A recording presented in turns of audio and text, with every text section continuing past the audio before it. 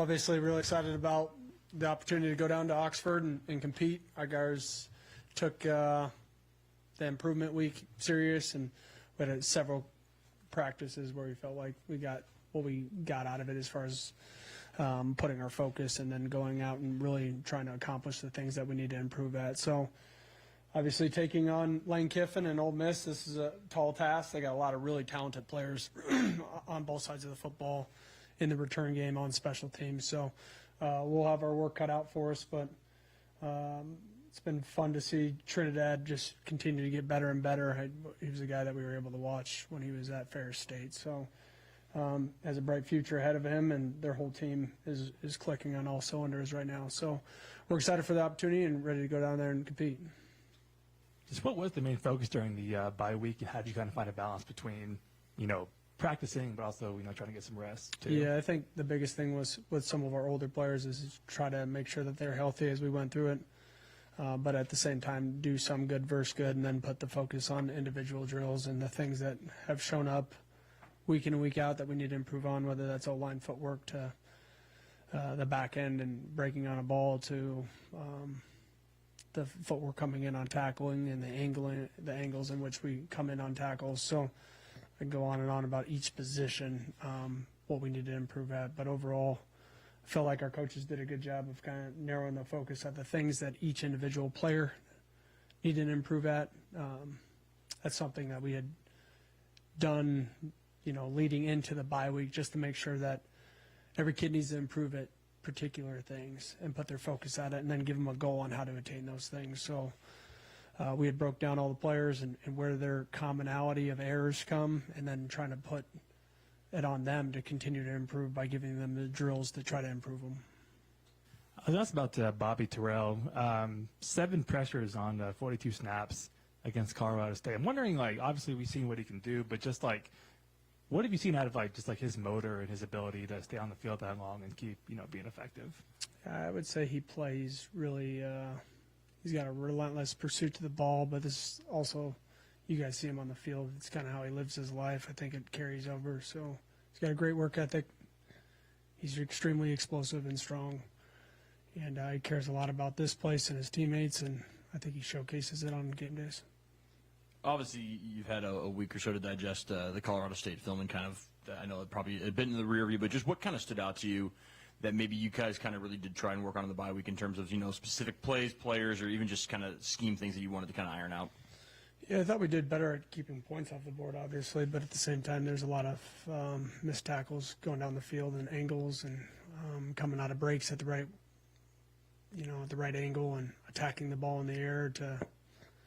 There's a lot of things that we need to improve on just as far as the physicality and making sure that guys do their job and aren't always peaking for the football. Felt like leaving that game, I was happy, obviously, with the win, and then you watch it as a coach and you think we could have beat them 34-0. That's kind of how we felt. We left a couple opportunities out of the red zone there that we need to improve on and make sure we finish. But overall, I was happy about the win, but that was kind of the message when I got them back was, don't get caught up in the result. Look at this film and make sure that you understand how much better we can be, because we won against what will be a future conference opponent, but at the same time, there's areas in which we all need to improve, and we need to take ownership of those things. So that was addressed when we got him on Monday, watched the film, and then we gave him target goals throughout the week and areas to improve at. On bye week for you guys, what does the weekend look like in terms of, are you practicing, or are you kind of just letting the guys, have that time to, relax, watch football, kind of catch up on film and so on? No, we went Monday through Thursday, and then Friday, Saturday, Sunday they had off, with Sunday being yoga. They do hot yoga here, so it's a way to try to get the lactic acid out of their body and then get ready to go. We already met with them this morning on install, and we'll practice a little bit later today. Is the hot yoga thing, is that something that comes from the coaching staff, or is that something they started doing themselves? No, it's ran by the old sanctuary here in town. So it's something I had done at my prior stop, and I thought it was a huge benefit. It was a way to get the guys to sweat without it being really taxing on their body and try to get their body back underneath of them. And I'm really big into movement and fluidity and being loose in their hips, and I think the best way to do that is to make sure the guys are stretching. When you look at Ole Miss, coming from playing Colorado State, future Pac-12 opponent, to now kind of what feels maybe like a one-off game, does that change the preparation at all with, maybe no common opponents or anything like that? I don't know if it changes the preparation ever on who you're playing. It's like there's a process in itself, and you go about it how you go about it, as far as the segments in which you break down and what you're looking for. It's just a different type of athlete in which you're going to be going against. Our guys are going to have to come out and play hard and play for 60 minutes and be locked into the game and not get caught up in the emotion of the scenario of where they're at or what the score is or how many fans are there. And we got to come out and believe that we can win and go compete. And when you look at this game, is this type of, big-time matchup kind of what you envisioned when you took the job here? Yeah, it is. I mean, these environments is kind of what you live for as far as a coach. This is the pinnacle of the sport. You're playing the number 4 team in the country with a really great program and a great coach that has, lineage of success throughout his career. And, it's going to be a challenge for sure, but we're excited about it. With them being, a top 5 in the country opponent, is that something that you guys focus on, or is it just, you're prepping for it like any other game? Obviously, we know who we're playing. The players know who we're playing. We're not going to talk about what they are. We have enough to worry about and focus on ourselves as far as the things that we need to improve. Obviously, with game planning, you know who you're going against, though, and the tendencies and what may show up or what players are, what their strengths are at, where their weaknesses are at. And then you try to, exploit those weaknesses with your strengths. And so for us, it's been the focus on what we need to do in order to win a game. And that will stay our focus, not necessarily where we're going or the venue that we're playing in. I'm sure our guys will be excited to be able to play in front of that type of atmosphere. And there's many that already have played in front of that type of atmosphere, so I'm excited for it. Just for those players that haven't played in that type of atmosphere yet in their career, how do you prepare for something like that? I believe it's their homecoming game also. Yeah, I don't know if you really prepare for it. You bring out a boombox and play it behind their ears a little bit different than the fans in the stands. But our players were here for the UW game, and they were for us and not against us. But at the same time, it's very similar as far as when there's fans. There's fans. It's a rowdy environment. It'll be extremely loud. We know that. So trying to get our guys to focus on more about what they can control rather than what we can't control. So, Coach, a bit of a topic change, but I wanted to ask you about this year, the NCAA switching to the single transfer portal window starting in January of 2026. How might that single transfer portal window impact roster stability for Wazoo moving forward? We'll find out. But the reality is I think it's a step in the right direction as far as there not always being all of these open windows to transfer for whatever you want, but there's still loopholes inside of all of it. It's unknown. See what it's like. Usually there's a December window, right, and then there's the spring window, and there's a lot of kids in both. How many will go into just this one window? Will they all feel like they can find a home or not? Maybe it slows it down. I don't know, but we'll just have to wait to see what type of players go into that portal. And then considering the timing of it, you're coming to Wazoo for your first year here, and then now they switch to that single transfer portal window.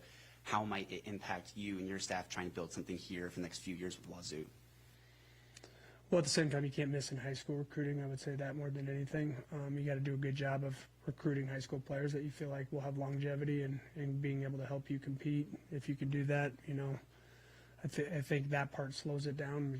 You get players for a full year rather than being in and out at semester. But at the same time, you got to every player that you bring in, you got to make sure that you evaluate them. You got to get to know them at a decent level, and you got to see if they're the right fit. Just because they have talent doesn't always mean that they're the right fit. They may come in and be a great talent, but not buy into the program or their role or do the work necessary in order to compete and help the team. So there's a lot of dynamics to it. I think everybody's going to kind of be adjusting to it. It's not just Wazoo. So we'll see how things shake in the spring. With the roster we accumulate just through the portal naturally. And obviously we're going to have several high school early enrollees that will have an opportunity to make an impact on next fall's roster. And of course, you touched on it a little bit earlier with Colorado State being a future conference opponent. How important is it for you to have a consistent conference maybe moving forward? Yeah, I think it's really important. Actually, think they're good teams coming into the league, and I think it will be really competitive, and I'm excited for that. But just to go against some of the teams that you'll be able to see year in and year out, I think is good, rather than just starting a slate with a bunch of non-conference games all over the place. We have many. It's in a unique schedule, but we're doing our best to try to compete in it. Position group through the first 6 weeks that you feel like has made the biggest jump?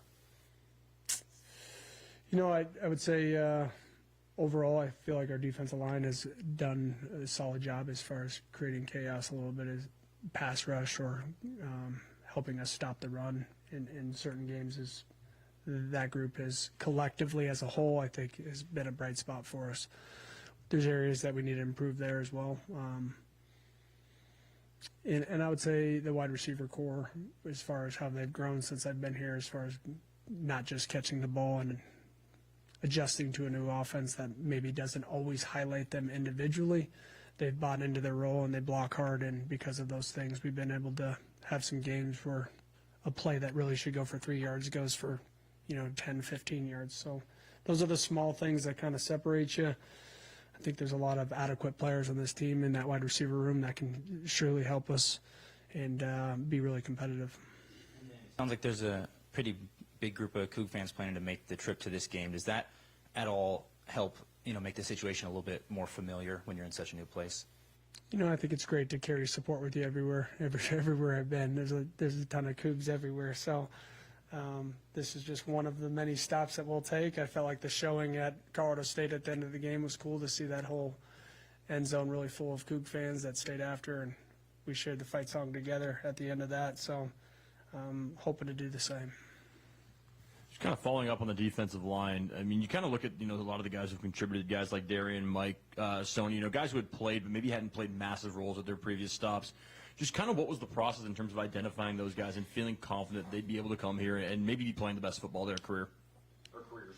Yeah, I would say when you look at any recruit, you're looking at how explosive they are, how they move laterally, how heavy their hands are, how they get off blocks, how they pursue the football, what do they make of their opportunities. You could kind of see twitch off of film. So although their rep count always maybe wasn't the highest, we felt like they had the intangibles and played with a certain level of twitch to allow us to have success with them.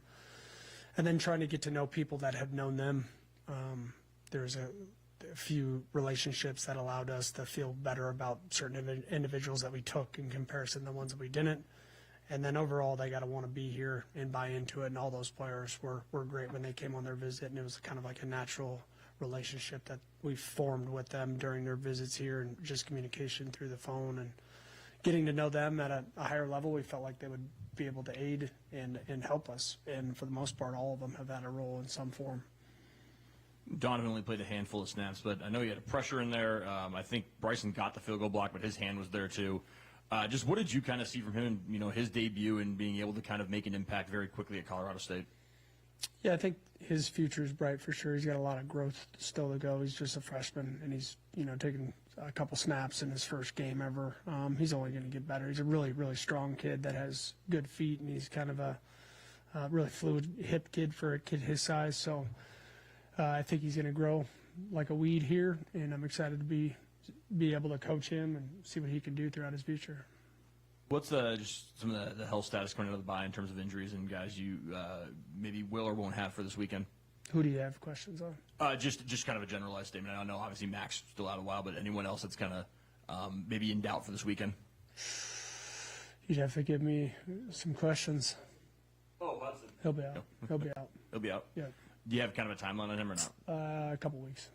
Yeah. Have you ever interacted with Lane Kiffin before? You guys had? Never. No. Yeah. No. After the CSU game, you seem pretty happy with kind of where the running game is at. A week later, are you still kind of happy with that, or kind of where do you want to see that go? No, I think it needs to improve. There's some things in there. I was happy with certain plays inside of that game there. You could say this is what we want, which I think is important for the players to see. This is what we can become as far as, the movement of the line of scrimmage and climbing to the next level and really creating a dent in the defensive line. And I felt like in certain portions of that game there was, all 5 linemen working together in that. And then looking back on it, there's a couple plays where we're still one guy off, and we need to clean those things up to assure that we have success in the run game by 5 guys doing the technique the right way and operating together. But overall, it was by far our best running game as a collective group at the O-line. And then showing those guys, I think there's an ability to, if they want to take ownership of getting better, they saw the same film as us. We got to be step for step and be working in unison with one another. And we showed them examples of that on Monday morning. And I think there's an ability to grow still significantly.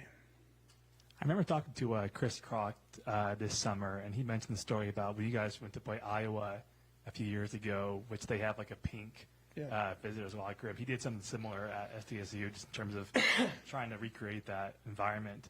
With a situation like this going into Ole Miss, does he play? Obviously, he plays a role every week, but is he doing anything different or kind of to help you guys get ready for Ole Miss? Nothing different. He has a role every single week, like you said, but nothing out of the ordinary. We address everything as far as what environment the players are going to walk into, to trying to make it feel like the players have been there before, so that's not like an eye-opening experience for them. But I wouldn't say anything out of the ordinary that we're doing this week that we don't do every week. How close can you get to kind of replicating what that environment will be like? What kind of things? Unless you know of 70,000 fans that want to show up at our stadium to replicate it this week, you don't. You don't. You show up and you put your focus on the things that you can control, and you lock in at giving your best to the team, and understand what you're supposed to do on every play. And then you play as fast as you can, and you try to out-hustle people and out-physical people, and however the results shake, they shake, but you got to be willing to live with it the next day. You got to work for this, and we're going to have an opportunity.